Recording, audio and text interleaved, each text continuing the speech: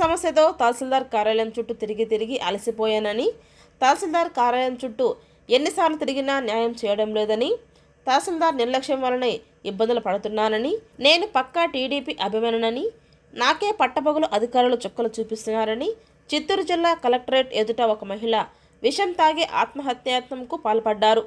ఘటనా స్థలంలో ఉన్నటువంటి పోలీస్ సిబ్బంది హుటాహుటిన ప్రభుత్వ వైద్యశాలకు బాధిత మహిళను తరలించారు.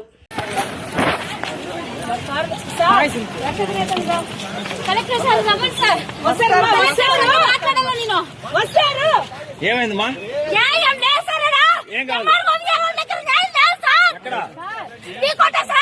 నీ పేరు? నా పేరు నందిని సార్. ఏం కావాలి? నాకు న్యాయం కావాలి సార్. మా దగ్గర న్యాయం ఉంది. మా న్యాయం ఎవరు పట్టించుకుంటాం లేదు.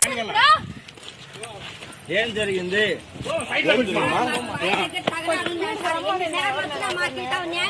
నాకు న్యాయం కావాలా?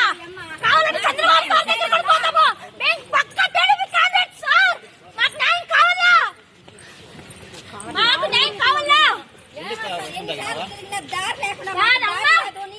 సార్లు కలెక్టర్ ఆఫీస్ చుట్టూ, ఎన్ని